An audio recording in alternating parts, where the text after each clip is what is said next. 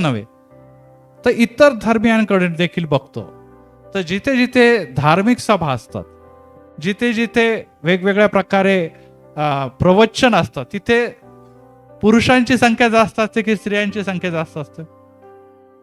सर्वत्र सर्व धर्मांमध्ये आपण जर बघितलं तर स्त्रिया उत्सुक असतात ते ऐकण्यासाठी, ते समजून घेण्यासाठी, ते आराधनासाठी, भक्तीसाठी सदोदित तयार असतात.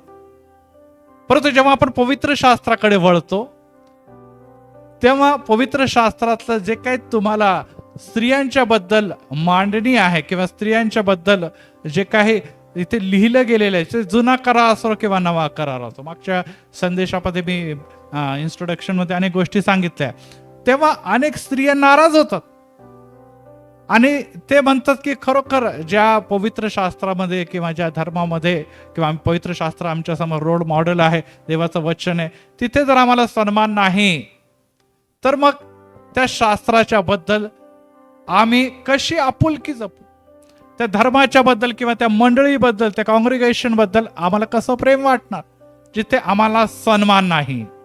आणि त्यामुळे काही वचनं जे आहे ते निरंतर तुमच्या आणि माझ्या डोळ्याच्या समोर फिरतात आणि त्यापैकी काही वचन मी सिलेक्ट केलेले आणि ज्या प्रकारे मी तुम्हाला सांगितले की काही आणखीन जर तुमच्या निदर्शनास आले तर तुम्ही अवश्य मला कळवा आणि तो विषय मी जोडीन. पण काही विषय ज्यावर येणाऱ्या दिवसामध्ये आपण संदेश मालिका ऐकणार आहोत. पहिली गोष्ट जी आहे की स्त्री ही पुरुषाची हेल्पर आहे का? इंग्लिशमध्ये हेल्पर लिहिलेलं आहे, सहकारी, हिंदीमध्ये सहायक. याबद्दल मी मागच्या संदेशामध्ये सांगितलं, जर आपण ऐकलं नसेल तर अवश्य ऐका. जेव्हा मी क्राइस्ट चर्चमध्ये सांगतो, अनेक जण आले की स्त्रिया माझ्याकडे आले की सर सांगा तुमचं चॅनल कोणतं, आम्ही अवश्य ऐकू आणि कमेंट्स देखील देऊ. दुसरा विषय आहे की स्त्रीने पतीच्या अधीन असावं. आजच आता आपण वाचलं की खरोखर पत्नीने पतीच्या अधीन का असावं, याबद्दल निश्चितच आपल्या मनामध्ये, विशेष करून स्त्रियांच्या मनामध्ये, ख्रिस्ती समाजाच्या मनामध्ये प्रश्न आहे. महिलांनी मंदिरात गप्प राहावे, आता हा प्रश्न देखील आहे. आपण तर बघतोय त्या सगळ्या स्त्रिया गात राहतात, मग मंदिरात गप्प राहावे हा प्रश्न देखील पवित्र शास्त्रातून. हे सर्व प्रश्न हे मी माझ्या मनाचे किंवा लोकांचे प्रश्न नाही, हे पवित्र शास्त्रामध्ये लिहिलेल्या गेल्यामुळे निश्चितच वर्षानुवर्ष याबद्दल चर्चा केली जात आहे. तिसरी गोष्ट आहे, स्त्रियांनी मंदिरात शिकवू नये. हा देखील पवित्र शास्त्रातून आलेला एक वचन आहे की नव्या करारामध्ये संत पाऊल लिहितो की निश्चितच स्त्रियांनी पुरुषांना किंवा मंदिरामध्ये शिकवू नये. त्याचप्रमाणे पुरुषांचा दर्जा हा उच्च आहे स्त्रियांपेक्षा, आणि ही देखील बाब आपल्याला इथे दिसून येते अभ्यास केल्यानंतर. त्याचप्रमाणे पवित्र शास्त्रामध्ये सर्वत्र पुरुष संज्ञा ही वापरली गेलेली आहे, ज्याला म्हणतात मॅस्क्युलाइन जेंडर, याचा वापर केलेला आहे. आणि त्याचप्रमाणे स्त्रिया शुद्धीकरण हा विषय नेहमीच आपल्या सर्वांच्या समोर. ते असे काही विषय मी निवडलेले आहे आणि त्यावर जी संदेश मालिका सुरू आहे त्याकडे आज परत एकदा आपण जाऊया. जास्त बेसिककडे जाणार नाही, कारण की जर तुम्ही येत नाही तर मग तुम्ही ते मिस करणार आहात. वारंवार त्याच गोष्टी मी रिपीट करायचा तर ते मलाही वाईट वाटतं. अनेक विषय माझ्याकडे आहे, त्याच गोष्टी मी रिपीट करत बसावं हे मला बिलकुल आवडत नाही. परंतु जर तुम्ही त्या गोष्टीकडे लक्ष देत नाही तर मला सांगू द्या की मग तुम्ही दुर्लक्षित राहणार. दुर्लक्षितचा अर्थ आहे देवाच्या दृष्टिकोनातून तुम्ही दुर्लक्षित राहू शकतात, कारण की तुम्ही समय मिळाला परंतु जे वचन तुमच्यापर्यंत आलं ते ऐकलं नाही. नंबर 2, त्याचा स्वीकार केला नाही. तिसरी गोष्ट, त्याच्याकडे तुम्ही दुर्लक्ष केलं. आणि जेव्हा तुम्ही देवापासून दूर जाणार, काय आपण देवाकडून अपेक्षा करूया? जाऊया देवाच्या वचनाकडे. आणि निश्चितच आपल्याला जेव्हा पवित्र शास्त्र वाचतो तेव्हा पुरुष हा दृष्टिकोन जेव्हा पुढे येतो तेव्हा आपण पवित्र शास्त्रामध्ये दिसतं की परमेश्वर हा पिता म्हणून आपल्याकडे आपल्यासाठी आला की माता म्हणून आला? सांगा बरं. है ना, सर्वत्र पिता पिता पिता. आता फादर्स डे झाला, मागचा संदेश आपण फादर्स डे वरच आहे. सर्वत्र पिताच पिता आहे, मग माताचं काय? आणि माताच्या बद्दल पाळकता म्हणतात की यरुशलेम माताकडे तर जाऊच नका तुम्ही एकदम. तर पिताचे प्रभू येशू ख्रिस्त या जगामध्ये आला असताना तो मुलगा म्हणून आला की मुलगी म्हणून आहे? कोणाचा पुत्र आहे तो? देवाचा पुत्र आहे. तर मग माता कुठे गेली? आणि मग पुत्रच म्हणून का आला, पुत्री म्हणून का नाही आला? आणि हा देखील प्रश्न आपला वारंवार दिसतो. आपण गीत गाताना म्हणतो, वो राजाओं का राजा है, रानियों का राणी है, असं कधीच नाही आला. प्रिन्स म्हणतो, किंग म्हणतो, परंतु क्वीन आणि प्रिन्सेस कधीच म्हणत नाही. आणि यामुळे आपल्याला पवित्र शास्त्रामध्ये ही बाब निश्चितच जाणवते की स्त्री जर इथे कुठे स्त्रियाचा भाग किंवा सहभाग नाही, तर मग त्या स्त्रियांना जर दुर्लक्षित केलं गेलं, किंवा ज्या मागच्या वेळेस मी सांगितलंय की त्यांना दुय्यम दर्जा, सेकंडरी जर त्यांना जर मानलं गेलेलं आहे, तर मग स्त्रीचं निश्चितच त्या शास्त्राकडे किंवा देवाच्याकडे बघण्याचा दृष्टिकोन हा चेंज होतो. जसं जसं आता जसं आपण म्हणत आहे की प्रगती होत आहे, जसं जसं स्त्रियांचे ज्ञान, शिक्षण आणि सगळ्या क्षेत्रामध्ये त्यांचं कर्तृत्व आम्हाला दिसून येत आहे, तसं तसं हा विचार आणखीन वाढीस लागलेला आहे की जिथे आम्हाला सन्मान नाही, विशेष करून घरामध्ये नाही, नोकरीमध्ये नाही, विविध क्षेत्रांमध्ये नाही, संस्थेमध्ये नाही, आणि चर्चमध्ये नाही, आणि विशेष करून पवित्र शास्त्रामध्ये नाही, तर मग आमचं कर्तृत्व, आमचं एक स्त्रीत्व याचा अपमान आहे. आणि ही बाब निश्चितच खरी आहे. आणि त्यामुळे जर हा प्रश्न पवित्र शास्त्रातून आलेला आहे, तो उत्तर कुठून यायला पाहिजे? उत्तर पण पवित्र शास्त्रातूनच यायला पाहिजे. कारण की आपण किती जरी काय सारे सांगितलं म्हणलं नाही, देवाच असं म्हणतं, व तुम्ही काय, कोणी जगातला काही व्यक्ती बोलला तरी त्याला काही देखील महत्व राहणार नाही. आणि यामुळे आम्हाला हे काही गोष्टीकडे जेव्हा लक्ष लावत आहोत, तेव्हा आपल्याला या सर्व गोष्टीकडे लक्ष देणं अतिशय गरजेचं आहे. कारण की अनेक जण बोलतात, परंतु अनेक जण विषय टाळतात. तेव्हा जाऊ दे, आता काय, आता जे असतं, अनेक चर्चेसमध्ये, अनेक मंदिरामध्ये अनेक सेवक जण ह्याकडे विशेष लक्ष देत नाही. स्त्रिया देखील बोलतात, परंतु ते मार्था, मारिया आणि हन्ना आणि ह्याकडे जातात जास्त, परंतु ह्या विषयाकडे ते अनेकदा येत नाही. कालच मी काही लोकांशी चर्चा करत असताना त्यांनी म्हटलं की बाळक साहेब, तुम्ही काय म्हणा, नाही आहे स्त्रियांना डिमांडच नाही. पहिलंच ते हात आणि डोकं आणि अवसान गाळून बसतात की नाही नाही नाही, काही नाही, तुम्ही किती सांगा आम्हाला नाही. परंतु मी त्यांना म्हटलं की आपण निश्चित संदेश ऐका, देवाच्या आत्म्याच्या द्वारे ह्या जो विचार आहे तुमच्या मनामध्ये, जे एक प्रकारची अडी आहे ती दूर करण्याचा निश्चित मी प्रयत्न, विशेष करून देव प्रयत्न करेल, आणि त्यामध्ये तुम्ही निश्चित जॉईन असा, म्हणजे प्रभू तुम्हाला देईल की स्त्रिया खरंच सेकंडरी आहे का, दुय्यम आहेत का. आणि या विषयाकडे जेव्हा आपण जात असताना मी ही बाब देखील सांगितली होती की त्या समय जेव्हा हे पवित्र शास्त्र जवळपास ते 1500 वर्षामध्ये लिहिलं जात होतं, त्यावेळेस आपल्याला माहिती की स्त्री यांचं जे कर्तृत्वाची जागा होती ती घरापर्यंतच मर्यादित होती.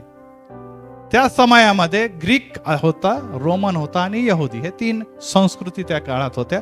आणि त्या 3 संस्कृतींच्याकडे बघितलं तर विशेष करून रोमन आणि ग्रीकमध्ये स्त्रियांना बिलकुल पण सन्मान नव्हता. आणि त्यामुळे त्यांचं एक चूल आणि मूल इथपर्यंतच त्यांचं विश्व मर्यादित होतं. शिक्षणाकडे किंवा एज्युकेशनकडे ते कधीच पुढे गेले नाही, घराच्या बाहेर ते पडले नाही. आणि त्यामुळे काय झालेलं आहे की निश्चितच लेखक, लेखिका आणि या सर्व गोष्टीचा मान मिळणं अतिशय कठीण होतं. आणि त्यामुळे आपल्याला असं दिसतं की लेखन क्षेत्रामध्ये असो किंवा त्यांच्या कार्यक्षेत्रामध्ये स्त्रिया फार कमी आहे. आणि त्यामुळे जर स्त्रियाच कमी आहे तर स्त्रियांचा विषय कसं मांडला जाणार?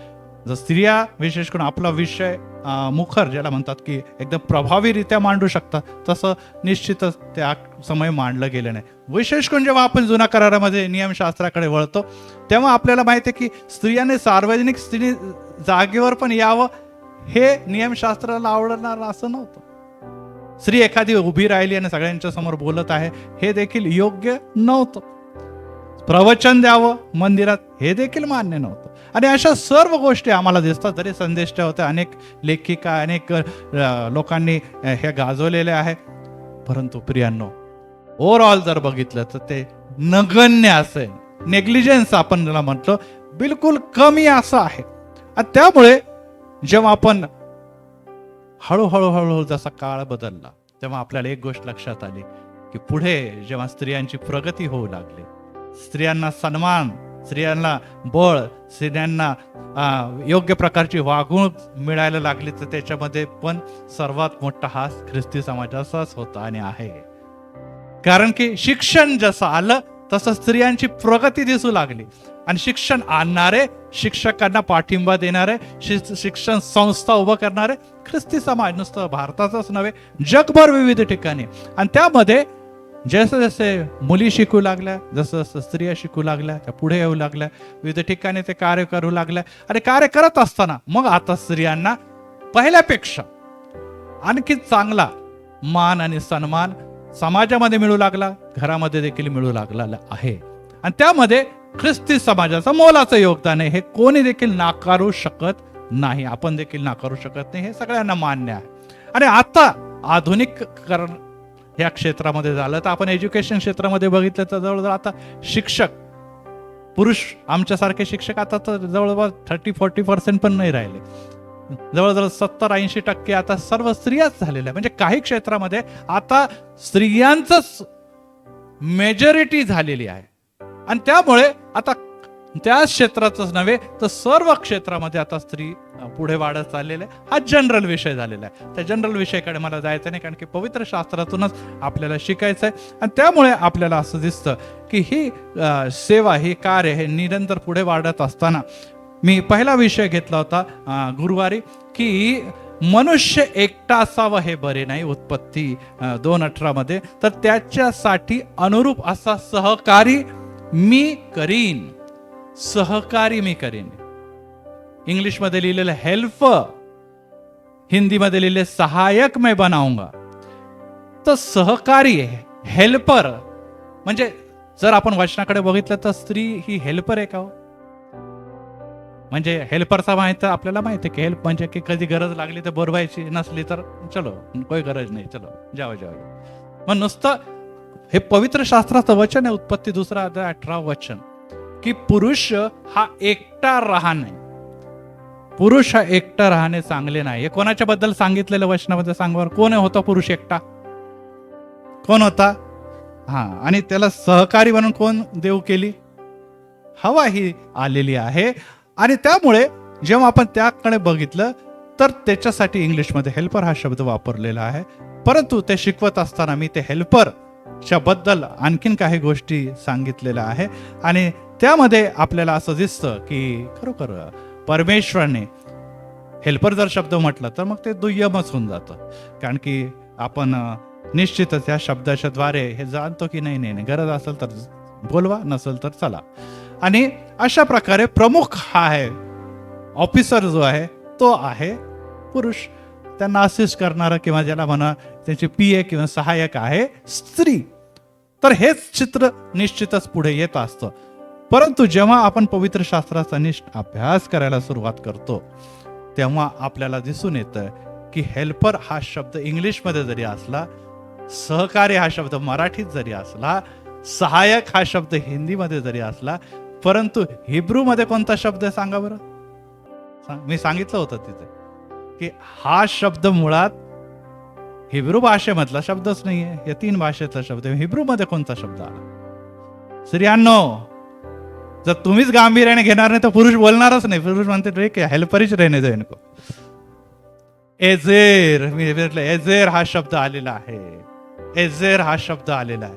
आणि पवित्र शास्त्रामध्ये हा एझेर जो शब्द आला आहे तो 21 वेळेस आलेला आहे. किती वेळेस?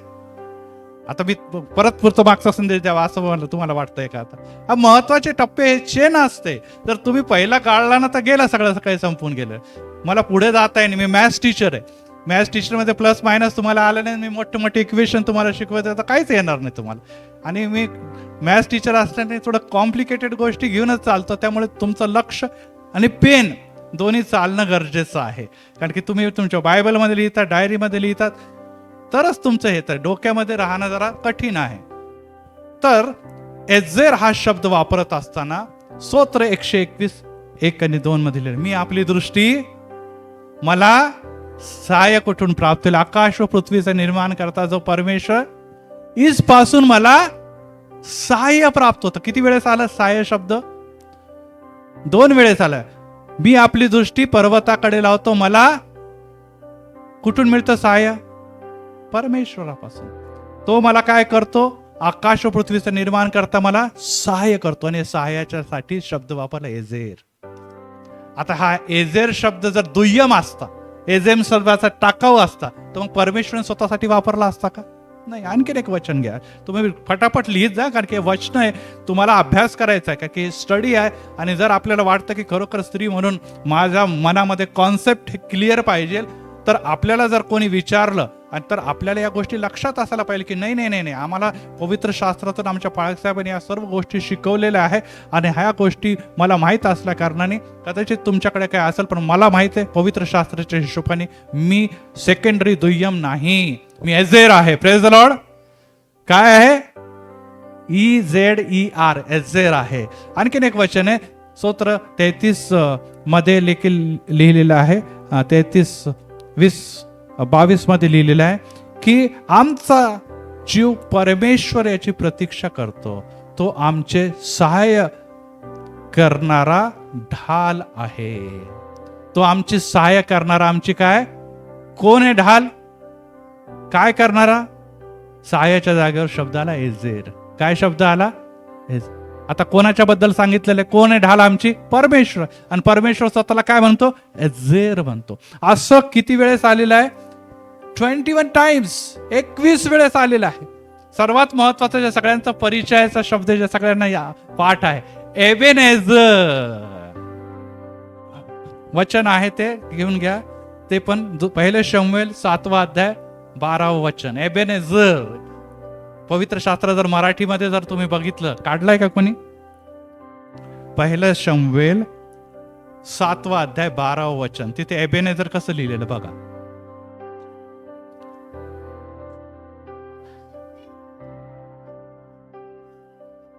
हा, एक शिला त्याने उभारली.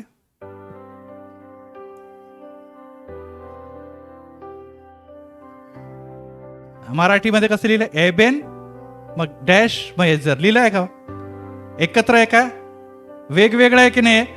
एबेनेझर. आणि मग काय म्हटलं? एबेनेझर म्हणजे काय? Yes, up to this point the Lord has helped us. Up to this point Lord has helped us. म्हणजे ह्याचा अर्थ आहे की इथपर्यंत देव मला सहाय्यक झालेला आहे. कोण सहाय्यक झाला? कोणाला सहाय्यक झाला? इस्रायलाला सहाय्यक झालेला आहे. कारण की इस्रायलच्या विरुद्ध जो युद्ध चालू होता, त्या युद्धामध्ये परमेश्वराने त्याला विजय दिलेला. आता त्याकडे मी जाणार नाही, परंतु जर या सर्व गोष्टी एझेर एझेर एझेर एझेर जे चाललेले, ते सर्व जर आपल्याला पहिल्याच ह्याच्यामध्ये दिसतं की मी तुला अनुरूप सहाय्यक असा बनवेल, आणि तिथे जर एझेर शब्द लिहिलेला आहे, याचा अर्थ आहे की परमेश्वर जर स्वतःच्या जागेवर स्वतःसाठी जर एझेर वापरतो, आणि तेच संज्ञा ती जर स्त्रीसाठी वापरतो, तर स्त्रीचा दर्जा कमी आहे की जास्त आहे? मी नाही म्हणत तो परमेश्वर एवढी आहे, परंतु निश्चितच सन्मान्य आहे. Praise the Lord. कारण की आमचा परमेश्वर सन्मान्य आहे. तो सहाय्य करणार आहे, तो मदत करणार आहे, तो सहाय्य करणारा. जसंच आपण वाटलं तो आकाशातून सहाय्य करणार आहे, तो आमचा ढाल आहे, तो आमचा निश्चित पृथ्वीवर आकाशाचा निर्माण करताय, आणि तो आमचा जर एझेर आहे, याचा अर्थ हा आहे की स्त्री देखील एक महत्वाची आहे, जे तुम्हाला आणि मला काय करणार आहे? घराला चालवत असताना पुरुषाला कोणतं सहाय्य करणार आहे? जसा देव मनुष्याला सहाय्य करतो तसं. Praise the Lord. Praise the Lord. त्याच वेळेस मी तुम्हाला शिकवत असताना हे बुद्धी, आता तुम्ही म्हणता अहो पाळक एवढे भारी होते का? भारीच होते ते, पण तुम्हीच लक्ष देत नाही तर काय करायचं? दुसरा पॉइंट घ्या. एक एक एक गोष्टी पहिल्या दिवशी, दुसऱ्या दिवशी, तिसऱ्या दिवशी, चौथ्या दिवशी असे निर्माण करत असताना मनुष्य कोणत्या दिवशी निर्माण केला? 7व्या दिवशी की 6व्या दिवशी? मग 7व्या दिवशी काय केलं? परमेश्वराने विसावा घेतला. मग आपल्याला काय करायचं आहे? विसावा, रेस्ट डे, वीकेंड एन्जॉय करो. 6वा दिवस पुरुषाने बनवला, आणि एक एक एक एक गोष्टी त्याने घडवत गेलेल्या आहे. आता त्याकडे मी जाणार नाही, परंतु आपल्याला दिसतं समुद्री प्राणी बनवले, सरपटणारे प्राणी बनवले, पक्षी बनवले, स्तन प्राणी बनवले, आणि एक एक गोष्टी निर्माण करत गेल्या. कोणासाठी निर्माण केल्या सगळ्या गोष्टी सांगा बरं? मनुष्यासाठी निर्माण. कारण मनुष्याला काय म्हटलं? ह्याच्या सर्वांवर तू सत्ता चालव, सत्ताधारी आहे. परमेश्वराने मनुष्याला बनवलं, पण इथपर्यंत स्त्री आली होती का? म्हणजे सर्व गोष्टी त्याने तयार केल्या आणि कोणाच्या हातामध्ये दिल्या? पुरुषाच्या हातात किंवा मनुष्याच्या हातात. Praise the Lord. येस, आज देखील आपण अनेक जण म्हणतो, अरे आम्ही आई वडील बाळा, आम्ही घर तयार केलं, पैसे तयार केलं, हे केलं, तुला एज्युकेशन दिलं, सगळं काही तयार केलं, आता इथून पुढे तू तरुण झालेला आहे, तू तरुणी झाली, तू सांभाळ. बरोबर आहे? येस, आई वडील ही प्रीती करतात, आपल्या मुलांना लागणाऱ्या सर्व गोष्टी याची तरतूद करतात, ते तयार करतात आणि मग मुलाच्या हाती दिल्या जातात. कारण की यापुढे तू सत्ता चालू, आता आम्ही थकलो, आमचं कार्य संपलेलं, आता काम कोण करणार आहे? तुम्ही करणार आहे. परंतु सर्वात शेवटी कोण आलेला आहे? आदाम. आणि आदामला सर्व गोष्टी तयार करून दिल्या, परंतु आदामच्या नंतर कोण आली आहे? म्हणजे सगळ्यात शेवटी कोण निर्मित झाली आहे? मग सर्व गोष्टी कोणासाठी निर्माण केल्या? डेफिनेटली हव्यासाठी. आदाम देखील कोणासाठी? जरी आदामाचे अनुरूप सहकारी आहे, परंतु आदामला पहिले घडवलं, सर्व गोष्टी जगातल्या घडवल्या, आणि मग हवाच्या शेवटली निर्मिती ही दाखवते की आता त्या शिखरावर, त्या पिरॅमिडवर, सगळ्यात वर, सगळ्यात शेवटी कोण आहे? हवा आहे. हवा आहे. आणि त्यासाठी सर्व अनुकूल गोष्टी निर्मित करून परमेश्वराने ठेवल्या. त्यामुळे ती निश्चितच आपण सत्ताधीश जरी नाही म्हणणार, परंतु निश्चितच कमी दर्जाची तर नाहीच नाही. Praise the Lord, praise the Lord. आणखीन काही मी उदाहरणं दिली होती, त्यावर ते सगळं घेतलं तर पुढच्या विषयाकडे मला जाता येणार नाही, आणि त्याच गोष्टी रिपीट करायला निश्चितच योग्य नाही. कारण की ऑनलाईन आमच्याबरोबर जॉईन होतात, ते ऐकतात आणि पाळक साहेब तेच संदेश सारखे सारखे देतात, ते त्यांना निश्चितच आवडणार नाही. आणि त्यामुळे आज जेव्हा दुसऱ्या पॉइंटकडे आपण जाणार आहोत, आणि तो पॉइंट जो आहे तो नव्या करारातून आहे. आपण जुन्या करारातून बघितलं की काय करावं, स्त्रीने त्याच्या काय राहावं? सहकारी मी निर्माण करी, म्हणजे हेल्पर. आता आपण जाणार आहोत नव्या करारामध्ये संत पौल, इपिस्करास पत्र 5वा अध्याय, याकडे आज आपण जात असताना पहिलंच वचन जे आज वाचण्यात आलेलं आहे, 22व वचन. स्त्रियांनो, तुम्ही जसा प्रभूच्या अधीन असा, तसा आपल्या पतीच्या अधीन असावं. Is wife to submit to their husband. Submit इथे शब्द आलेला, अधीन असावं. आणि अधीन राहणं कोणाला देखील आवडत नाही. मुलं तरी ऐकतात का? मम्मी डॅडी बस, अभि सगळं ऐकलं तुमचं, बस तुमचं नॉलेज केवढं आम्हाला कळालेलं आहे, ठीक आहे, आता तुम्ही बोलले, पण आम्हाला जे वाटतं आम्ही तेच करतो. आणि ज्याप्रमाणे आता प्रत्येक क्षेत्रामध्ये स्त्रीची वाटचाल उत्तमात उत्तम आहे. अनेक घरांमध्ये स्त्री ही प्रमुख स्थानावर आहे. आज आपण अनेकदा वाटतो की हमारे घर की होम मिनिस्टर, त्यांच्याशिवाय पान हालत नाही असंही म्हणतात. दुसऱ्या बाजूला मग स्त्रिया म्हणतात आम्हाला कमचाही दर्जा आहेत. आणि या सगळ्या गोष्टीचा विचार करत असता अधीन म्हणजे गुलाम, अधीन म्हणजे एकदम कंट्रोलमध्ये नवऱ्याच्या.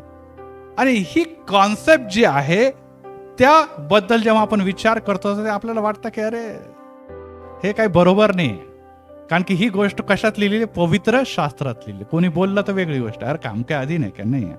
परंतु पवित्र शास्त्रामध्ये जे अर्थी लिहिलेलं आहे ते पण संत पौलाने, ज्याने सगळ्यात जास्त पुस्तकं लिहिलेले आहे, जवळपास 13 पुस्तकं पवित्र शास्त्रात लिहिलेले आहे. आणि तो जर या विषयावर ख्रिस्ती कुटुंब जीवनक्रमाच्या बद्दल हे सर्व विषय मांडत आहे, तर आम्हाला या गोष्टीचा बद्दल गांभीर्याने विचार करणं गरजेचं आहे. आणि अनेकदा स्त्रियाला कमी दाखवण्यासाठी, स्त्रियांना त्याचं मूल्य किंवा व्हॅल्यू कमी करण्यासाठी या शास्त्रपाठाचा वापर केला. अरे किश नाही, अधीन रहने का, मेरे अधीन रहने का. आणि विशेष करून ते नवरे जे काही कर्तृत्व करत नाही, किंवा जे अनेक असे नवरे असतात जे स्त्रियांवर अत्याचार करतात, आणि मग स्त्री जेव्हा उलटून बोलायला लागते, मग अनेकदा अरे बायबल वाचते ना, तू चर्चला जाते ना, वचन वाचते ना, हे वचन काय लिहिलं? माझ्या अधीन राहायचं, जास्त बोलायची गरज नाही. पवित्र शास्त्र काय सांगते? अधीन राहायचं. का बोलते तू एवढे? शांत बस. आणि जर तू शांत बसत नाही याचा अर्थच आहे की तू बायबलचं वचन पाळत नाही. डायरेक्ट बायबलवरून ते घुसतात आणि मग स्त्रियांना गप करून टाकतात. आणि विश्वासू स्त्री म्हणतात अरे काय बायबलमध्ये काय संत पौलाने लिहिलं, त्यामुळे आज मला इज्जत, माझे प्रयत्न असतात, परंतु मला पुढे जाता येत नाही. कारण की माझा नवरा म्हणतो तू धार्मिक आहे तर मग हे वचन पाळ, तो भले काही करण्या का इकडे, पण इकडे माझ्याशी अपेक्षा ही असते की माझ्या अधीन तू राहायचं. आणि ही बाब आम्हाला दिसून येते. एक काळ असा होता की पुरुष पुढे पुढे चालायचा आणि स्त्री मागे मागे चालायचा, मालक. अनेक जुन्या ज्या स्त्रिया असतील, मी अनेक जणांना विचारतो, अहो मालक नाही आलेच तुमचे, पुरुषाला काय म्हणतात? मालक. पुरुष कुठे चालतो? पुढे पुढे चालायचं, स्त्रिया मागे. बघितलं काय चित्र? आज देखील अनेकदा आपण बघतो की टू व्हीलरवर पुरुष पुढे बसतो आणि स्त्री मागे बसते, बरोबर आहे? आता ते चित्र बदललेलं आहे. स्त्रिया पुढे बसतात, पुरुषाला म्हणतात वेट मेरे पीछे. चित्र बदलत आहे, चित्र बदललेलं आहे. तुम्ही म्हणते फळक सर ते बरोबर तुम्ही सगळं म्हणता, तसं नाही आहे ते चित्र. पण नाही आहे, पण पवित्र शास्त्रामध्ये मग का आहे त्याबद्दलच आपण विचार करणार आहोत की चित्र हळूहळू बदलत चाललेलं आहे. आजकाल इंजिन मध्ये किंवा मोटो पायलट मध्ये आपण बसतो. मोदी साहेब पण दाखवतात की स्त्री बसलेली चालवते आणि चालली आहे गाडी, वंदे भारत जा रे. विमानमध्ये पायलट म्हणून स्त्री चालली, पुष्कळ पुरुष मागे बसले. यस, आपल्या संसाराची गाडी पुढे नेत असताना स्त्रियाचा मोलाचा योगदान आहे.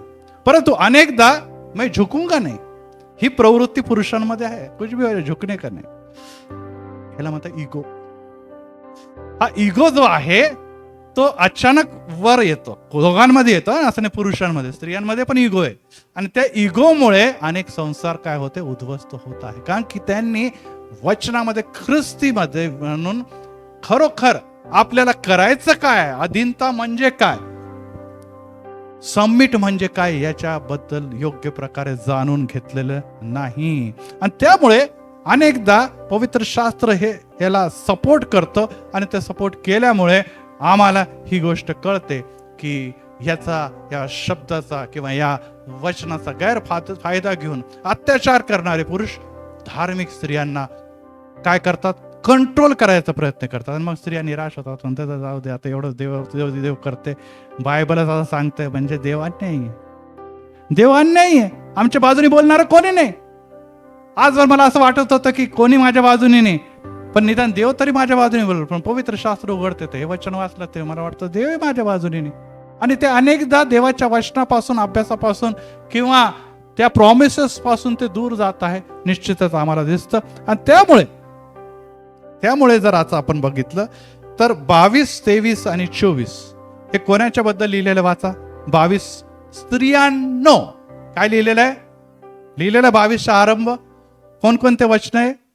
22, 23 आणि 24. 25 मध्ये कोणासाठी लिहिलेलं आहे? पतींनो. कुठपर्यंत चाललंय ते? 33 वचनापर्यंत. स्त्रियांसाठी किती वचन आहे? पुरुषांसाठी किती वचन आहे? काउंट करा. मी तर काउंट करून आलेलो आहे, माझं गणित फक्त आहे. 33 पण काउंट, 25 पण काउंट करायचा. 25, 26 करू काउंट मी? गणित मी काउंट करून आलोय म्हणून म्हणतोय मी तुम्हाला. किती आहे? स्त्रियांसाठी 3, पुरुषांसाठी 9. मग कोणाला जास्त शिक्षण दिले, स्त्रियाला की पुरुषांना? का बरं पुरुषांना जास्त दिलं असेल पावलांना? कार्यक्रम गडबड इथून होते. घरामध्ये जी काही गडबडी आहे ना ती इथून आरंभ होते. त्यामुळे स्त्रिया शहाण्या आहे. स्त्रिया वचन आणि देवाचं वचन पाळतात, प्रामाणिकपणे घर चालवण्यासाठी करतात. आणि त्यामुळे त्यांना कमी शिक्षण संत पाऊल देतो. परंतु पतींनो जेव्हा येतं तेव्हा अनेक गोष्टी पतींना चालवण्यासाठी, घडवण्यासाठी देण्याची गरज आहे. त्याबद्दल आपण पुढे बघणार आहोत. आणि यावरून आपल्याला कसं करून येतं की ह्याचं काउंटिंग वरूनच आपण बघितलं 1:3, याला 1:3 म्हणणार.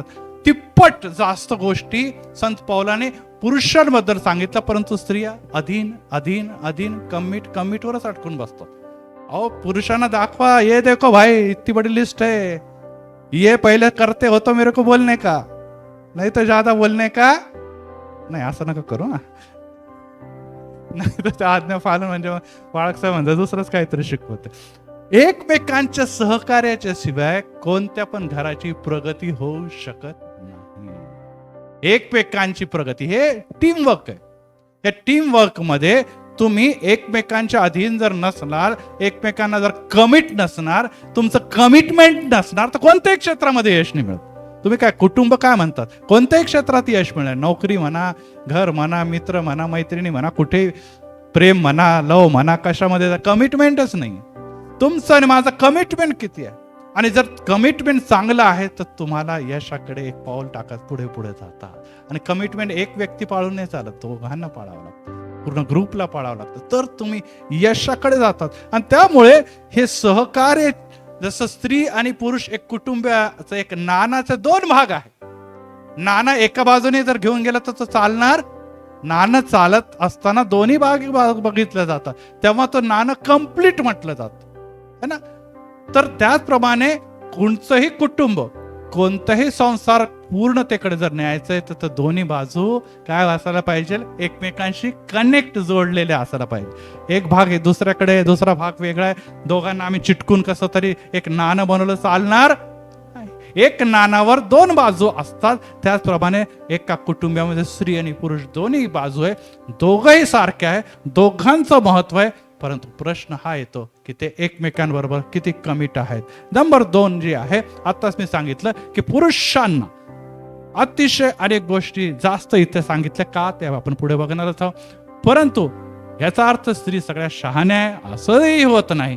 परंतु निश्चितच या गोष्टीच्या बद्दल आपण जेव्हा गांभीर्याने घ्यावं असं मी म्हणत नाही, परंतु ह्या गोष्टीला तुम्ही कशा प्रकारे, जसे एझेरला आपण घेतलेलं आहे तर ह्या गोष्टीकडे आपण जाणार आहोत. तिसरी गोष्ट हीच आहे की आपल्याला ही बाब जाणून घ्यायला पाहिजे की दोघांकडून ख्रिस्तमय जीवन जगणं अपेक्षित आहे. Praise the Lord. परमेश्वर जर घर बांधत नाही तर बांधणे करायचे श्रम. काही तर म्हणते अभी हमारे शादी है पळायचं, पती पत्नी की बातें मत सिखाओ, पर ते शिकावंच लागणार आहे. कारण की परमेश्वराने पती आणि पत्नी, स्त्री आणि पुरुष हे दोघंही एकमेकांसाठी निर्माण केलं आणि परमेश्वराने घर बांधलं. Praise the Lord. आणि एकमेकांचा जेव्हा अपमान करतो, जेव्हा स्त्रीचा अपमान पुरुष करतो, पुरुषाचा अपमान स्त्री करते, तेव्हा कोणाचा अपमान होतो? निर्माणकर्त्याचा अपमान आहे. कारण की त्या निर्माणकर्त्याला तुम्ही ओळखलं नाही. मेरे लिए कोई तो भी बना ही है उधर, मेरे लिए किसी को तो भी बनाया हुआ है परमेश्वर ने. आणि तो दोघं एकत्र येऊन ते विवाहाच्या द्वारे संयुक्त होतात. ही देवाची योजना आहे. कोणासाठी? जे विश्वास ठेवतात आणि विश्वासाने चालतात त्यांच्यासाठी. योजना सगळ्यांसाठीच असते, परंतु जे ते निभवतात, काय करावं पळायचं, आता लग्न झालेलं, आई वडील काय आता दिलं बांधून चाललंय, आता पोरं बाळे झाले, आता काय सोडायची इच्छा असली तरी सोडता येत नाही, असं म्हणून अनेक जण ढकलत आहे आपले दिवस कसं तरी. हो प्रियानो, हे निश्चितच चुकीचं आहे. ढकलाढकली करू नका. यांच्यावर त्याला त्याच्याहून ह्याला ढकला आणि त्याच्यामुळे हा संसार सुखी होत नाही. कारण की ते घर आशीर्वादित होऊच नाही शकत. ते घरातलं सुखीच नाही. पती पत्नीपासून नाही, पत्नी पतीपासून नाही, लेकरं अलग डिस्टर्ब आहे, कसं काय तो परिवार कुटुंब सुखी होणार आहे. आणि यासाठी दुसरी महत्वाची गोष्ट आहे की रोमकरास पत्र 5वा अध्याय 8व्या वचनामध्ये सर्वात महत्वाचं कुटुंब आणि कुटुंबाला जर टिकवणारी जी कोणती बाब आहे तर ती संत पौल 5व्या अध्याय 8व्या वचनामध्ये काय म्हणतो बघा.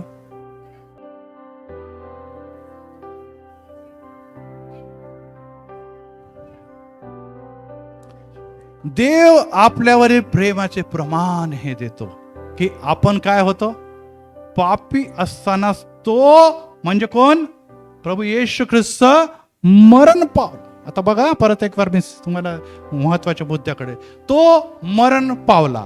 आणि जर वचनामध्ये लिहिलेलं आहे तर आपल्याला पवित्र शास्त्रामध्ये वचन 24 वाचा, इफिसकरास पत्र 24 मध्ये, तरी मंडळी ही ख्रिस्ताच्या अधीन असते, तशी स्त्रियांनी देखील प्रत्येक गोष्टीमध्ये पतीच्या अधीन असावं. का?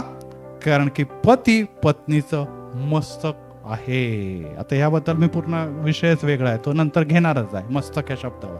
परंतु इथे आपल्याला दिसतं की पतीला कोणता दर्जा, कोणाचा दर्जा दिलेला आहे, स्त्रीला कोणता दर्जा दिलेला आहे पवित्र शास्त्रामध्ये जर आपण बघितलं. मंडळी ही वधू आणि वधू ही स्त्रियांसाठी आलेलं आहे.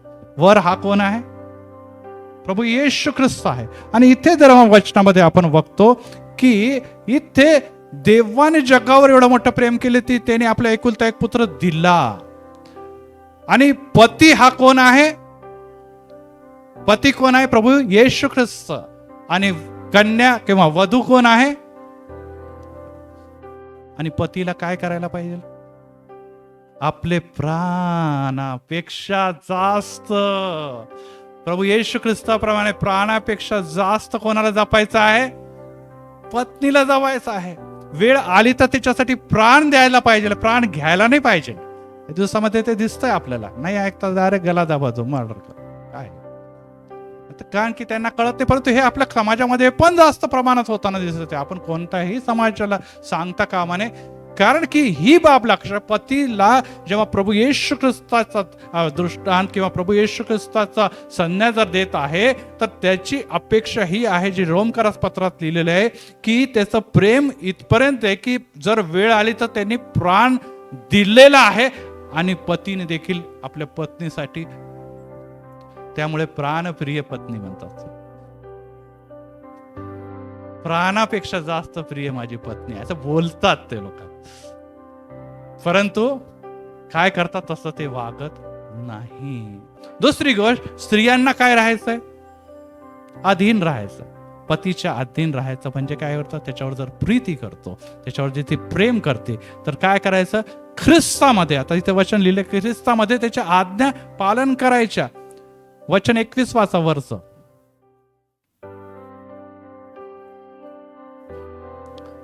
ख्रिस्ताचे भय बाळगून, म्हणजे तुम्ही जेव्हा एकमेकांच्या अधीन असतात तेव्हा कोणाचं भय बाळगलं जातं, परमेश्वराचं, वचनाचं भय बाळगलं जातं. एकमेकांशी भांडतात म्हणजे कोणाचं भय, कोणाच्या बाजूने तुम्ही, सैतान तुमच्या घरामध्ये शिरलेला आहे. आणि ही बाब तुम्ही लक्षात ठेवा की एकमेकांचं अधीन राहा, म्हणजे आपण काय करत आहोत, देवाचं भय बाळगणं, आम्ही भयाचं भय बाळगणं हे प्रदर्शित करतो. आणि एकमेकांशी भांडतो, त्याचा अर्थ आमच्या घरामध्ये, आमच्या जीवनामध्ये काय स्थान, देवाला, देवाच्या वचनाला कोणतं देखील स्थान नाही. मग आता स्त्रीने काय राहावं, अधीन राहावं. पुरुषांनी काय करावं, पत्नीसाठी प्राण द्यावा. तर आता कोणाचं काम जास्त आहे आणि कोणाचं कमी आहे सांगा बरं. अधीन राहणं सोपं आहे की प्राण देणं मोठं? मग पतीला आहे ना जबाबदारी, मोठी जबाबदारी आहे. पती लोक भागो मत, त्यांना नसतं तुमच्या आज्ञा म्हणजे ख्रिस्तामध्ये पाळायचे, परंतु पतीला योग्य समय योग्य आले तर पत्नीसाठी मरावं लागतं रात्रंदिवस. तुला काय इथं घर बसल्या बसल्या तू बडबड करते, तुला कळतं का मी कुठे कुठे जातो, कुठे कुठे काय काय करतो, हे सांगावं लागतं त्याला. मग पत्नी म्हणते, हो का, हो एवढं करावं लागतं का तुम्हाला? आणि मला वाटलं काय नाही, नसतं तिथे जाऊन माशा मारतात आणि पगार खमवून आणतात घरी. नाही एवढं, हो अरे वा वा वा, यस, सन्मान करा तुम्ही त्याचं, कार्याच्या त्याच्या कर्तृत्वाचा सन्मान करा. आणि ही बाब लक्षात ठेवा की पती याला जेव्हा प्रभू येशू ख्रिस्ताच्या बद्दल त्यांनी सांगितलेलं आहे, तर पतीने सर्वस्वी आपल्या प्राण देऊन, आपलं सर्वस्वी तन मन धन देऊन त्या कुटुंबाचं संगोपन करण्याची जबाबदारी आहे. परंतु स्त्रियाला त्या सर्व गोष्टी पुढे नेण्यासाठी, त्याला यश देण्यासाठी, त्याला पाठिंबा देण्यासाठी, त्याला मदत करण्यासाठी, त्याला उचलून धरण्यासाठी काय करायचंय, येशूमध्ये त्याच्या आज्ञा किंवा येशूमध्ये त्याच्या अधीनता ही जाहीर करणं गरजेचं, जाहीर करणं गरजेचं. आणि ही बाब अतिशय महत्वाची आहे. आणि त्यामुळे हा जो सौदा आहे, एक बाजूला अधीनता आणि एखाद्याला प्राण, तर कोणता सौदा भारी आहे, प्राण. आणि पती लोकांना एक, जसं मी सांगितलं आता 1:3 आहे, तर इथे देखील प्राण वर्सेस अधीनता आहे. तर निश्चितच पतीला मोठ्या जबाबदाऱ्या दिलेल्या आहे आणि ते त्यांनी पाळायला पाहिजे. आणि जण काय पाळायचं साहेब, तुम्ही एवढं सगळं सांगता, पण ते आहे का तसे देवासारखे, येशू ख्रिस्त कुठे, माझा नवरा कुठे? एकच लक्षात ठेवा, निश्चितच कोणी देखील जगामध्ये येशू ख्रिस्तासारखा होऊ शकत नाही, कारण की तो देव आहे आणि आम्ही कोण आहोत, मनुष्य आहोत. देव हा पवित्र होता आणि जगामध्ये कोणीही स्त्री किंवा पुरुष पवित्र नाही. त्या पवित्र्याला तुम्ही आणि मी गाठू शकत नाही. परंतु एक लक्षात ठेवा पुरुषांनो, काही लोक म्हणते बाळासाहेब स्त्री बद्दल बोलत हम हमारे हात ऊपर कर देते, हमारे लिए कुछ नाही. पुरुषांनो ही बाब लक्षात ठेवा की जर तुम्हाला पत्नीपासून आज्ञा पालन पाहिजे, पतीपासून चांगला रिस्पॉन्स पाहिजे, पत्नीपासून सन्मान पाहिजे, तर तुम्हाला कोणाला फॉलो करावं लागेल, प्रभू येशू ख्रिस्ताला फॉलो करावं लागेल. Praise the Lord. आणि जर तुम्ही फॉलो करत नाही तर मग काय करायला पाहिजे पत्नी? हो पाळक साहेब तोच नाही काय, जाऊ द्या, येतो बेता बसतो खातं बितं जातो निघून, मी आपले जाते मुलांना घेते जाते चर्चला, यायचं तर ये बाबा, नाही तर नको येऊ, माझं काम आहे सांगायचं. आणि हे चित्र आहे की पाप फॅक्ट आहे त्याच्यामध्ये की दोन्ही नाण्याच्या बाजूमध्ये एक नाणं खरं आहे आणि एक नाणं काय आहे तर त्याच तुम्ही समजून घ्या. परंतु ही बाब फर्स्ट तिसरा पॉइंट ह्याच्याकडे जात असताना जेव्हा 22व्या वचनामध्ये ही गोष्ट आहे की खरोखर आपापल्या पतीच्या अधीन राहा, ही बाब जेव्हा दिसून येत आहे, तर ही बाब पाळत असताना सर्वात महत्वाचं आहे की त्या दोघांच्या सेवेच्या द्वारे, सर्वांच्या कार्याच्या द्वारे, दोघांच्या आचरणाच्या द्वारे, दोघांच्या वागण्याच्या द्वारे कोण उंचावला जाईल? प्रभू Yeshu Christ. Praise the Lord.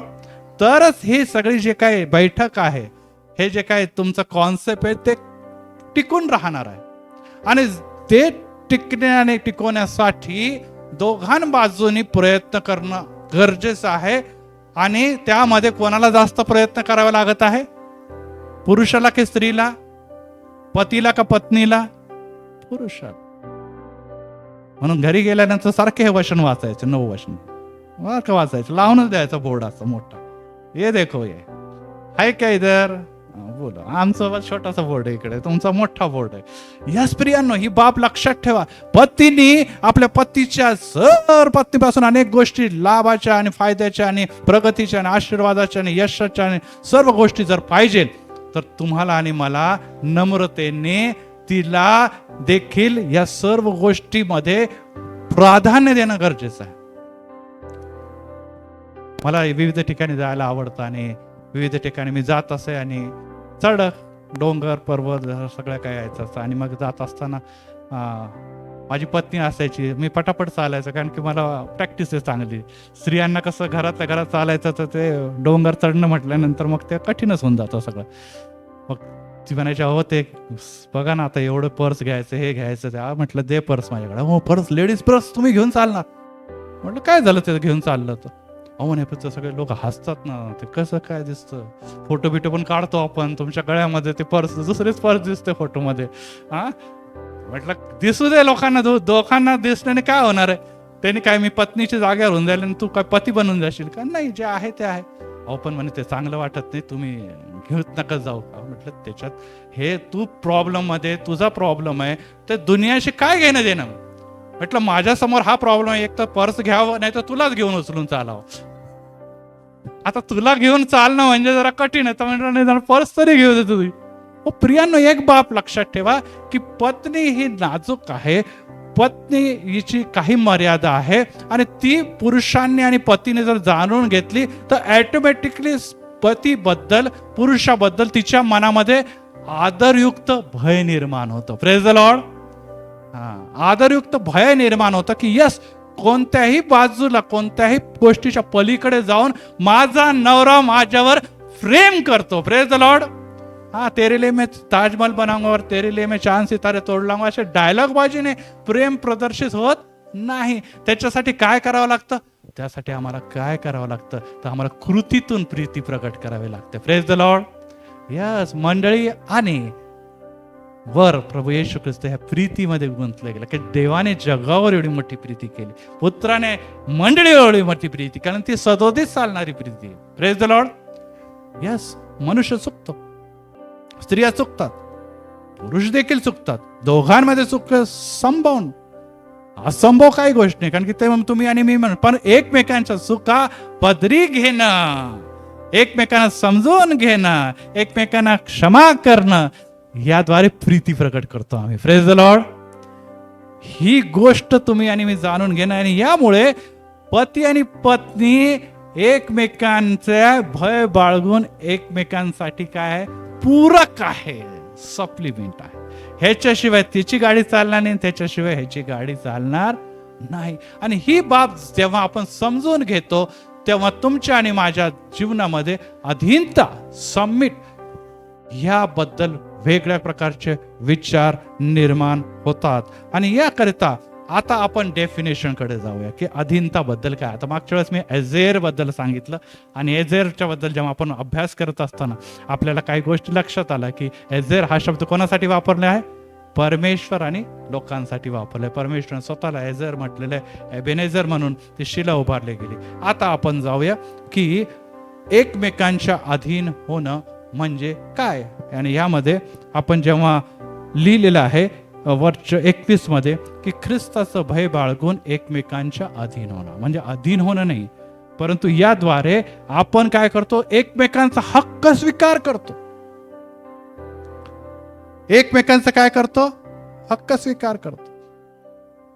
एखादी सुंदर बाई दिसली, जात असताना नवरा तिकडे बघतो, लगेच बायको ओढून घेते, उधर देखणे का इधर, तिकडे बघू नका. अरे काय एवढं तर बघितलं ना, तुमच्यावर माझा हक्क आहे, इकडे तिकडे जायचं नाही. त्याचप्रमाणे पत्नीवर पण देखील कोणाचा आहे, हक्क आहे, नवऱ्याचा हक्क. एकमेकांवर हक्क आहे आणि हक्काने एकमेकांना ते काय करतात, बोलू शकतात, एकमेकांशी ते चर्चा करू शकतात, एकमेकांशी वाद घालू शकतात. मतभेद असावे पण मनभेद नसावे, ही बात देखील तुम्ही लक्षात घ्या. आणि अनेक जण छोटे छोटे वादाला एवढा मोठा बनवतात की मग परत एक बार जुळून येणं कठीण होतं. आणि इथे येतो इगो हर्ट होतं. आणि इगो हर्ट झाल्यामुळे नवऱ्याचा असो किंवा स्त्रीचा असो, मग ते म्हणतात की नाही नाही तुम्ही त्या 1945 मध्ये जे म्हटलं होतं ना, ते आतापर्यंत माझ्या डोक्यामध्ये आहे. 1945 मध्ये तुम्ही एवढे एवढे होते, बालविवाह झाला होता आपला, तेव्हा मला अक्कल नव्हती, परंतु आता मला जवळजवळ 70 वर्षानंतर माझे डोळे उघडले की अरे मैंने इतना सहन किया है. आत या नवऱ्याला कसं कसं कसं कसं मी सहन केलं ना, आजपर्यंत संसार केला त्याच्याबद्दल. अरे मला डोकंच नव्हतं, मी मूर्ख होते, आता माझे डोळे उघडले, आता यापुढे मी तुमचं सहन करणार नाही. आणि अशा प्रकारे अचानक डोळे उघडतात, म्हणजे अचानक इगो काय होतं त्यांचा जागृत होऊन जातो. आणि ही बाब देखील लक्षात ठेवा की ही बाब अनेकांच्या संसारामध्ये अतिशय घातक आहे. दोन शब्द जर पत्नी तुम्हाला बोलली किंवा पती बोलले, तर एक गोष्ट लक्षात ठेवा की काही समयानंतर तुम्ही एकमेकांना फिरून एकत्र व्हा, असं पवित्र शास्त्र आम्हाला शिकवतं.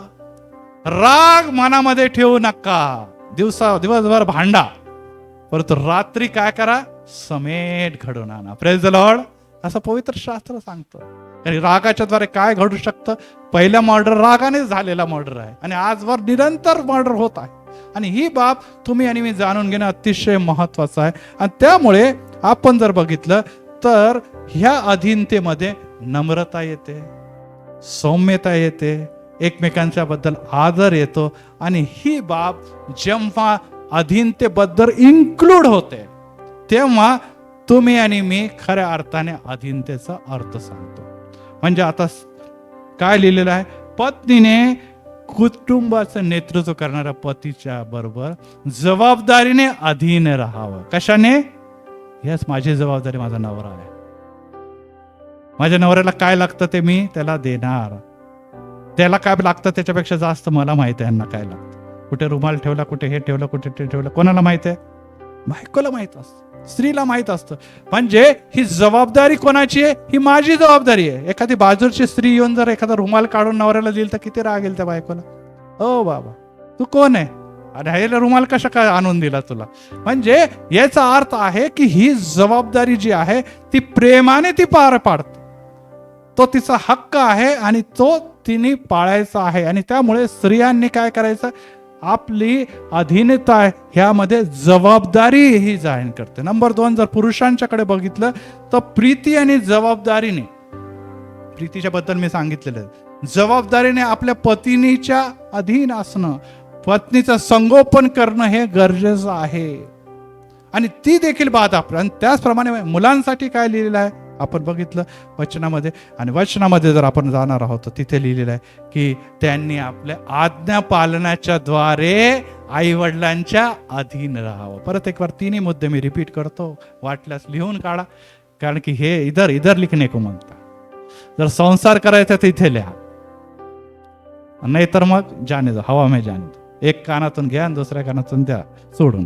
पहिला गोष्ट आहे की पत्नीने कुटुंबाचं नेतृत्व करणाऱ्या पती पत्नीमध्ये असताना मला कुटुंब चालवण्याची महत्वाची जबाबदारी आहे हे जाणून तिने काय करायला पाहिजे, संसार करायला पाहिजे. दुसऱ्या बाजूला पतीने काय करायला पाहिजे की प्रीतीने पत्नीला वागवणं, त्याग भावनेने पत्नीला वागवलं की यस माझ्याकडे काही गोष्टी कमी आहे, मला पगार कमी मिळतो, तरी देखील मी तुला मॉलमध्ये घेऊन जातो, मी तुला साडी घेऊन देतो, मला भले फाटकी चप्पल असेल पण तुला छान सँडल घडून देतो. अशा प्रकारचे जेव्हा हाऊस माऊस पूर्ण होते ना, मग पत्नी म्हणते खरोखर माझ्या नवऱ्याचं खूप प्रेम. सगळ्या स्त्रियांना दाखवते, हे बघा माझ्या नवऱ्याने काय आलं. इव्हन वेगवेगळ्या स्टेटसमध्ये पण काही गोष्टी दिसून येतात. नवऱ्याचं किती प्रेम आहे माझ्या, का जलाने केली आहे. इतर स्त्रियांना जळवायसाठी त्या स्त्रियांचं असतं की बाबा देखो ऐसा है हमारा. भले ते घरामध्ये भांडणं असतील परंतु दुसऱ्यांना काय करायचं ते जळवतात ते. आणि ही बाब फार महत्वाची आहे. कालच मी सेंट हिल्डामध्ये गेलो, ओजस पास झालं, त्याचे पेढे वाटायला गेलो. म्हणून सर आम्हाला कौतुक वाटायचं, तुमची मिसेस अशी उचरली ना की पायरीलाच तुम्ही गाडी लावून ठेवायची एकदम, म्हणजे पायरीवरून खाली पण पाय उतरू द्यायचे, म्हणजे गाडीवर बसायचं की घरी घेऊन जायचे. आणि मग सगळ्या बायका किती जळायच्या होत बघा, किती स्मिताचं किती भलं झालं, तिचा नवरा किती प्रेम करतो, खाली पण पाय टेकू देत, लगेच तिला बसून घेऊन जातो. प्रेम जलावं, लोक को जलने दो. तुमची प्रीती आणि प्रेम हे मनापासून करा. Praise the Lord. माहित नाही किती दिवस तुम्हाला ही प्रीती दाखवण्याची संधी मिळेल, माहित नाही ही प्रीती दाखवण्याची संधी तुम्हाला किती दिवस मिळेल. आणि जर ती एक दिवस कुठे ना तुमच्या हातात नाही तर जोवर शक्य आहे तोवर ते दाखवा. Praise the Lord.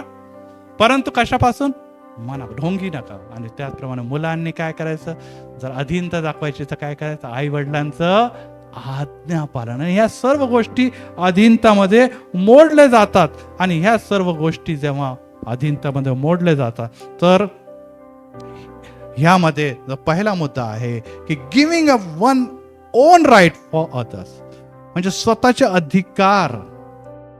अधिकार आपल्या घराच्या प्रगतीसाठी पत्नीला बहाल करा. यस, मला कामामुळे अनेक गोष्टी जमत नाही, माझी पत्नी खमकी आहे, मजबूत आहे, ती वेगवेगळे निर्णय घेईल. अनेकदा निर्णय म्हटलं, अरे तुला कोणी सांगितलं ते करायला, हा मी होतं, मला फोन करून विचारायचं ना, परस्पर कसं काय तू डिसिजन घेतलं. यस, ह्याच्यामधून अनेकदा वाद होतात. पत्नी जर तुमचं घर चालवते, विविध जबाबदारी पार पाडते, तर निश्चितच निर्णय घेण्याचा देखील अधिकार तिला आहे. परंतु निर्णय घेत असताना त्या पत्नीने सर्व कुटुंबाच्या हिताच्या बद्दल निर्णय घेणं गरजेचं, स्वतःच्या फायद्यासाठी नव्हे. ही बाब देखील लक्षात. आणि त्यासाठी ही बाब एकमेकांची काय कनेक्ट. पतीला कळतं की नाही ही सर्वांचा विचार करून निर्णय घेते, मग त्या निर्णयावर ऑब्जेक्शन येत नाही. आणि त्यामुळे ती गोष्ट आपण लक्षात ठेवणं अतिशय गरजेचं आहे. आणि त्यामुळे जेव्हा दुसऱ्या अर्थाकडे आपण जातो, त्यामध्ये पहिली गोष्ट अधीनता याचा शब्द आहे की इतरांना प्राधान्य देणे. काय देणं? इतरांना म्हणजे स्त्रीने पुरुषाला प्राधान्य द्यायचं आणि पुरुषांनी कोणाला प्राधान्य द्यायचं. ते काय होम मिनिस्टर म्हणतात, काय होम मिनिस्टर, काय अधिकार नाही आम्हाला घरात, काय सगळ्यांना विचारावं लागतं, नुसतं नावाला होम मिनिस्टर म्हणतात. पुस्तक सगळ्यांना हो किती चांगला नवरा, काय काही नाही, सगळं काही चहा काय करायचं, स्वयंपाक करायचं हे सुद्धा विचारून करावं लागतं. तर अशा प्रकारचं नका करू. पहिली गोष्ट आहे की अधीनताचा अर्थ हा आहे की एकमेकांना काय केलं, खऱ्या मनाने प्राधान्य द्यायचं. यस, तू माझ्या जीवनातले प्राधान्य आहे, तू माझ्या जीवनातली प्रायोरिटी आहे, तुझ्याशिवाय काय घरात अनेक गोष्टी पान सुद्धा हालू शकत नाही. आणि हे स्वीकार करणं, प्रोत्साहन, मोटिवेट करणं. कारण की निश्चितच पत्नीने थोडेसे पावसाळे कमी पाहिलेले असतात, पतीने पावसाळ्यात जास्त पाहिलेलं असतं. कोण कोणाच्या घरी नांदायला येतं, की दोघं वेगळे नांदतात. मग ते दोघं वेगळे नांदतात, मग तिचा प्रॉब्लेम होतो. पत्नी येते पतीच्या घरी नांदायला, त्यामुळे अनेक गोष्टी ज्या असतात त्या पत्नीला माहीत नसतात, स्त्रीला किंवा मुलीला माहीत नसतात. आणि त्या अनेक ट्रेडिशन ज्या असतात ते सासूने शिकवलेल्या आवडतात की नवऱ्याने शिकवलेल्या आवडतात? सांगा बरं. सासूबाईंनी शिकवलेल्या आवडतात की नवऱ्याने शिकवलेल्या आवडतात? का बरं? सासूबाई का हँटर घेऊन शिकवते का तुम्हाला? नाही. परंतु शेवटी स्त्री आहे, मार्था आणि मारी आहेत. असं जर म्हटलं तर बहिणीचं पटत नाही, तर मग तर सासू आणि सुनाचं तर काय पुराणा चुहा बिल्ली की झगडा आहे. तर त्यामुळे ते होणार नाही. तर त्यामुळे पहिला मुद्दा आहे, जेव्हा त्याचा अर्थ स्पष्ट करतो अधीनतेचा, तर एकमेकांना प्राधान्य देणार म्हणजे एकमेकांच्या अधीन. नंबर 2 आहे एकमेकांच्या गरजेचा आदर करणं, रिस्पेक्ट देअर नीड्स, की हिची गरज काय आहे आणि हे मला द्यायलाच पाहिजे. पतीला माहित आहे की बाबा हिला हे या गोष्टीची गरज पडते, आणि त्यासाठी मग त्यांनी तरतूद करणं, त्याच्यासाठी प्रयत्न करणं, त्याच्यासाठी धावपळ करणं आणि ती गोष्ट तिला मिळवून देणं हे पतीचं काय आहे, कर्तव्य आहे. त्याचप्रमाणे पत्नीचं देखील कर्तव्य आहे. अधीनतेचा अर्थ आहे की पतीला काय आवडतं काय आवडत नाही ते त्याला योग्य वेळी देणं गरजेचं आहे. काय त्याच जेवण म्हणत, काल पण वरण भात, आज पण वरण भात, तेच भाजीपोळी भाजीपोळी, कधीतरी रस्सा बिस्सा बनव, काळा रस्सा तांबडा रस्सा, दुनिया सगळे खाते का. फेसबुकवर तर सगळे स्टेटसवर तांबडे आणि काळे रस्ते सगळे दिसतात, आणि इकडे घरावर डाळ भातच खाऊ घालते.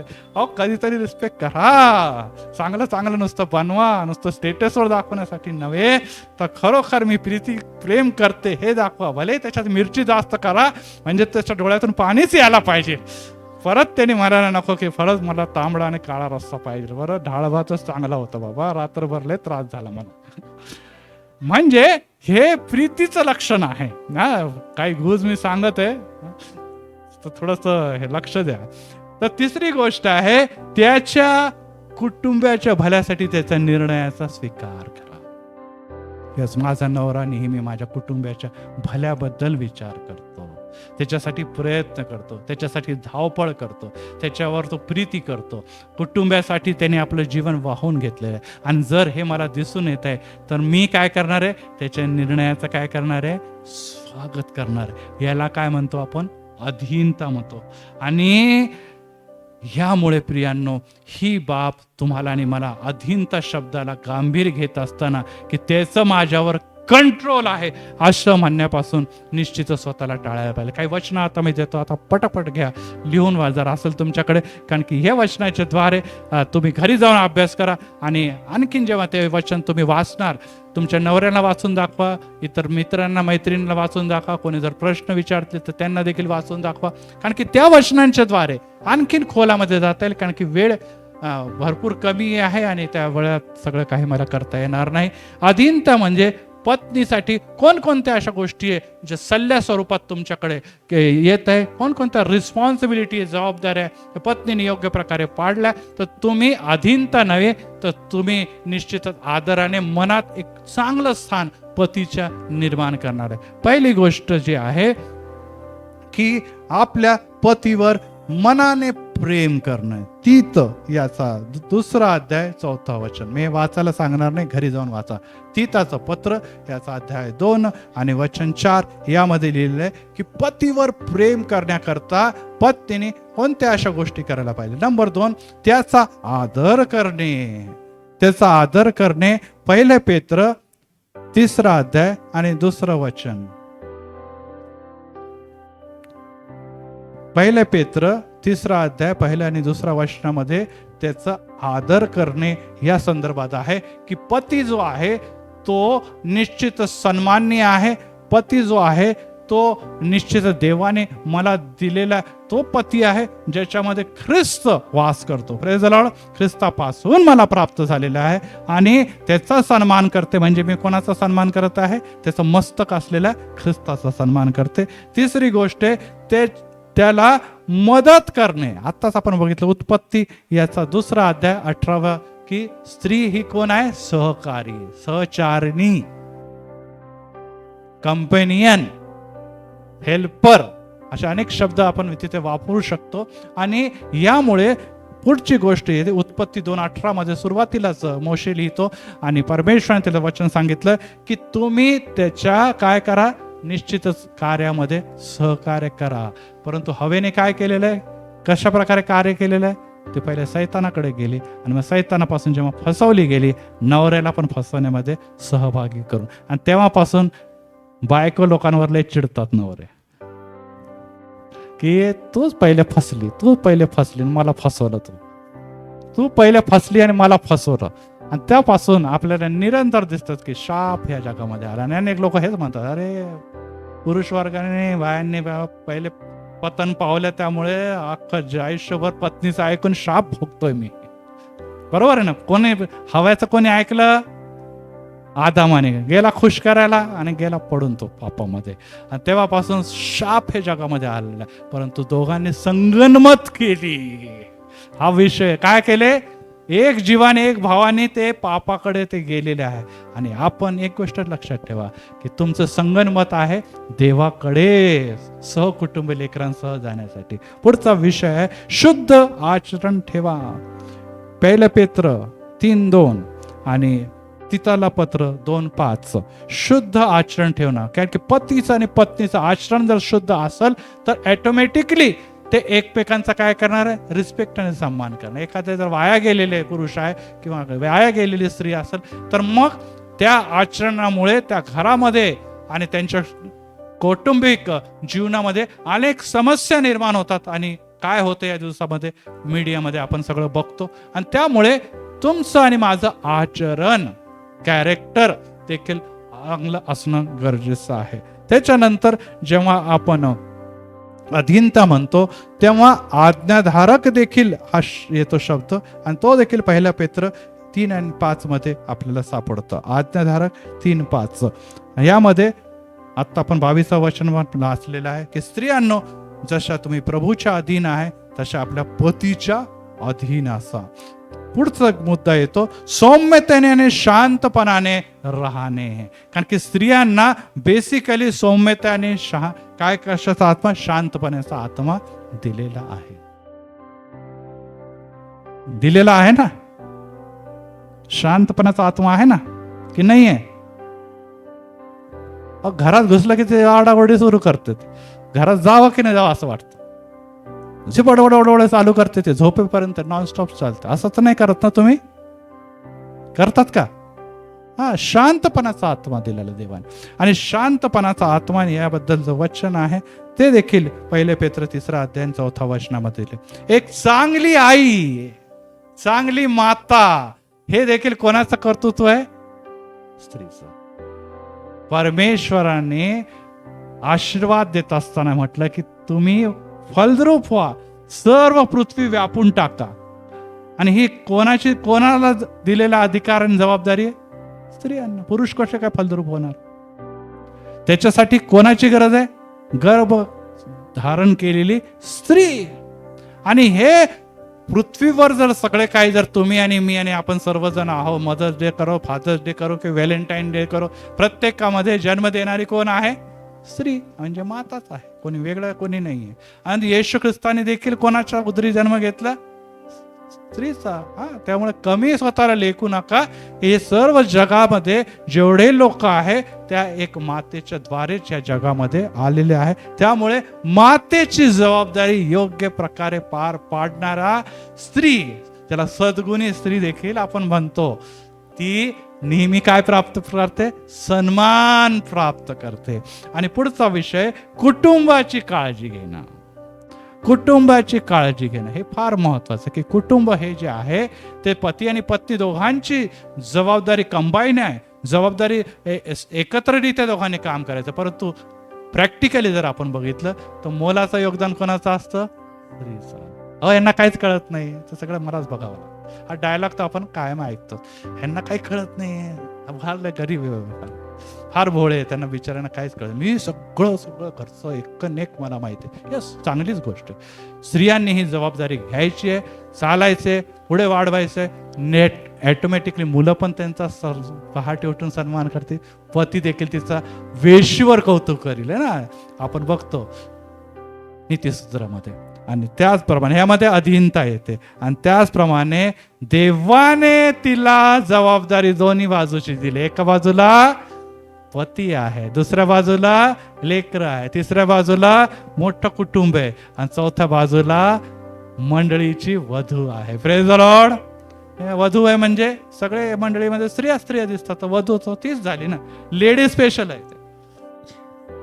कालच मी चर्चा करत असताना म्हटलं स्वर्गामध्ये किती लोक जातील, म्हणजे मंदिराला येतात, मंदिराला कोण येतात? स्त्रियाच येतात. मग स्वर्गात पण तिथेच लेडीज सगळे मेजॉरिटी मध्ये असणार. तिकडे सगळे पुरुष वर्ग इकडेच कामच करत राहत, बिचार कामच करत राहत. ओ मंदिराला या, मंदिरामध्ये या. कारण की हे तुम्हाला जर ख्रिस्ता बरोबर चालायचा आणि स्त्रीचा सन्मान प्राप्त करायचा आणि देवापासून आलेल्या जबाबदारी पार पाडायची, तर ताकद पैशामुळे नाही, ताकद धनामुळे नाही, ताकद तुमच्या कर्तृत्वामुळे, देवाच्या कृपेमुळे प्राप्त होते. Praise the Lord. Praise the Lord.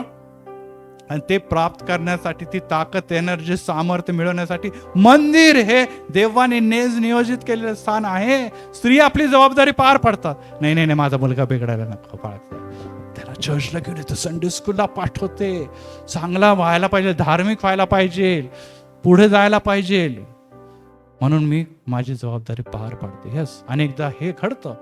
पुरुष वर्ग अनेक कामामध्ये जबाबदारी बिझी राहतात, ते पूर्णपणे योग्य जरी नसलं, परंतु स्त्रियांनी ही जबाबदारी जेव्हा पार पाडतात तेव्हा ती पतीच्या अधीन आहे असं समजू नाही, तर प्रभूमध्ये ती प्राप्त झालेली जबाबदारी आहे ती ते पार पाडत आहे. Praise the Lord.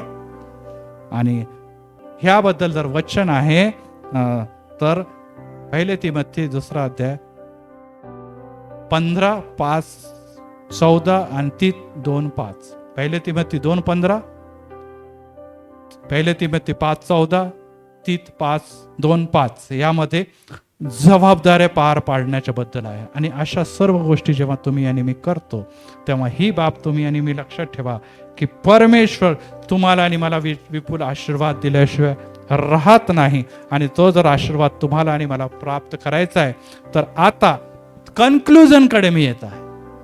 तर अधीनतेमध्ये गुलामगिरी नाही, तुम्हाला कुठेतरी पैसे देऊन विकत आणलेलं नाही, तर तुम्हाला आणि मला काय केलं, देवाच्या योजनेनं ह्या कुटुंबामध्ये, घरामध्ये आणि विशेष करून संसारामध्ये स्थान मिळालं. Praise the Lord. त्यामुळे तुम्ही गुलाम आहात का? नाही. नंबर 2 आहे की तुम्हाला आणि मला जेव्हा या घरामध्ये आलेले एक माता म्हणून, एक पत्नी म्हणून, एक घरातली महत्वाचा घटक म्हणून काळजी घेण्यासाठी तुम्ही इथे आलेले आहे. त्यामुळे स्वतःला अधीन समजून स्वतःचं जे काय म्हणतात अवमूल्यन किंवा स्वतःला कमी दर्जाचं समजू नका. तिसरी गोष्ट, तुम्हाला आणि मला सन्मान करावा लागेल. पत्नी पतीचा, परंतु पत्नीने देखील पतीचा सन्मान. यस, पती सायकोलॉजिकली अनेक गोष्टी त्यांच्यामध्ये असतात. आता मी थोडंसं ब्रेन सायन्स कडे जातो आणि मग संपवतो की कोणाला जास्त राग येतो. आता बोलत नाहीये म्हणजे मला समजून जातो. मग कोणाला, पतीला जास्त राग येतो की पत्नीला जास्त राग येतो? कन्फ्युज आहे लोक. पुरुष वर्गाला लगेच राग येतो, त्या डोक्याला तापटे लगेच काय केलं लगेच भांडायलाच उभे राहतात, काही ऐकत नाही, मागचं पुढं नाही, लगेच भांडायला उभे राहतात. पतीला तापट आहे, डोक्यामध्ये जे राग किंवा विषय ते स्टोरेज करण्याची जागा कमी आहे. त्यामुळे तो राग लगेच, जसं कप भरल्यानंतर खाली पडतं तसा राग देखील उफाळून बाहेर पडतो. स्त्रीला जेन्युइनली ब्रेन सायन्स मध्ये सहनशक्तीचं जे प्याला आहे तो देवाने मोठा दिलेला आहे. Praise the Lord. त्याच्यामध्ये ते खूप ठेवतात आणि मग काय करतात, ते लगेच बाहेर पडू शकत पण काही वर्षानंतर बाहेर पडतो. त्या दिवशी तू तसं केलं होतं ना, त्या दिवशी तू असं केलं होतं ना, मी विसरलेले नाही, 7 जन्मापर्यंत विसरणार नाही.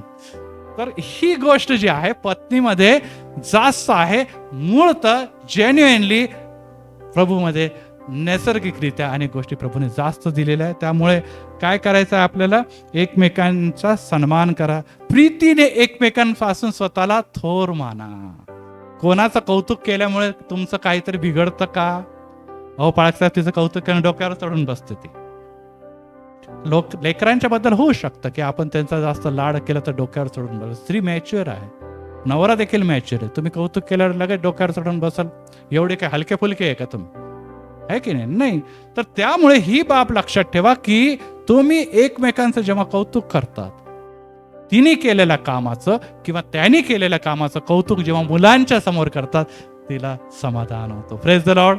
आणि तेच कौतुक जेव्हा आपण मंडळी आणि इतरांच्या समोर, मित्रमंडळीच्या समोर करतो की माझी पत्नी खूप भारी आहे, लय भारी स्वयंपाक करते, मग तिला काय होतं, आणखीन ती चांगला स्वयंपाक करायला लागते. Praise the Lord. यस. आणि ही बाब लक्षात ठेवा, हे रहस्य गुज आहे की तुम्हाला काय करायचंय, एकमेकांना प्रीतीच्या द्वारे थोर माना. म्हणजे काय करतो आपण, त्याचं कौतुक मानतो. आणि विशेष करून ख्रिस्ताची चित्तवृत्ती होते, तो राजाचं स्वरूप, देवाच्या स्वरूप असून देखील त्यांनी कोणाचं स्वरूप धारण केलं, दासाचं स्वरूप धारण केलं. पतींनो, जर तुम्ही एखाद्या दिवस दासाचं स्वरूप करून घर झाडलं, टॉयलेट बाथरूम धुतलं तर काही बिघडत नाही, अहो ते माझं काम आहे का ते बायांनी करायचं?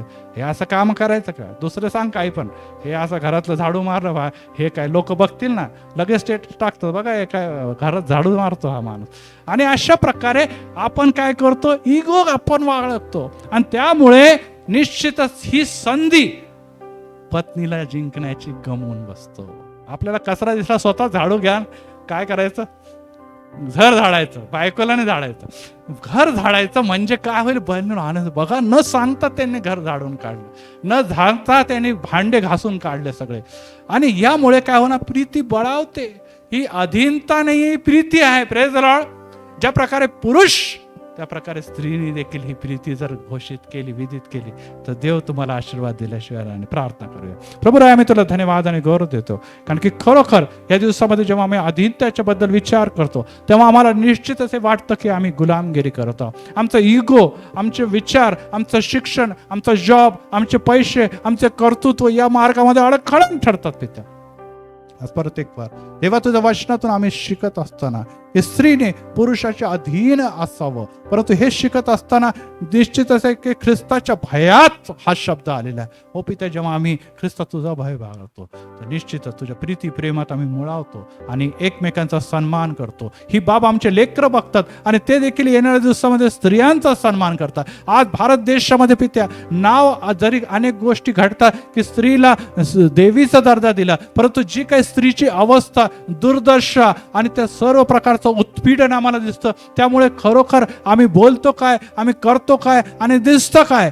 हो पित्या, आज परत एक वार आम्ही ख्रिस्ती आहोत आणि ख्रिस्तामध्ये जे काय आम्हाला शिकवण दिलेली आहे की स्त्री ही वधू आहे आणि ती घेण्यासाठी तिला निश्चितच घर तयार करून आपल्या राज्यामध्ये स्थान देण्यासाठी वर प्रभू येशू ख्रिस्त येणार आहे. त्यानु पित्या, पुरुषांनी ख्रिस्ताला आपल्या जीवनामध्ये आद्य स्थान देऊन त्यानुप आचरण करावं आणि स्त्रीने मंडळी म्हणून निश्चितच त्या वराची प्रतीक्षा करत असताना त्याच्या सर्व आज्ञा ज्या ख्रिस्तामध्ये मला प्राप्त झालेल्या आहे त्याला आदराने सन्मान द्यावा. येणाऱ्या दिवसामध्ये हे घर स्वर्ग नाही, स्वर्गातलं घर नाही तर जगातलं घर देखील स्वर्ग बनणार आहे. आणि हीच देवा तुझी इच्छा आहे की अगदी स्वर्गीय घरामध्ये प्रवेश करण्याच्या अगोदर तुम्ही तुमचं घर हे स्वर्ग बनवा. आणि ते घर स्वर्ग तेव्हाच बनतो जेव्हा पती आणि पत्नी समवेत, लेकरांसमवेत तिसरा घटक देव त्यांच्या बरोबर राहतो. आणि यासाठी पित्या, आज जर आमच्या जीवनातून कुटुंबातून देव कुठेतरी हरवला आहे तर आम्ही विनंती करतो की पित्या, तू आम्हाला क्षमा कर, परत एक वार आमच्या घरामध्ये प्रवेश कर, इगो आमच्यामधून काढून टाक, एकमेकांचा सन्मान, आदर आणि अधीनता आम्ही बाळगावे. कारण की त्यामध्ये नुसतं आमचं कल्याण नव्हे तर आमच्या घराच्या द्वारे डिवट निवटलेल्या कुटुंबाप्रमाणे जग जगाला दिसेल. आणि हे आम्हाला हवं आहे प्रभू येशूच्या नावात. आमीन, आमीन.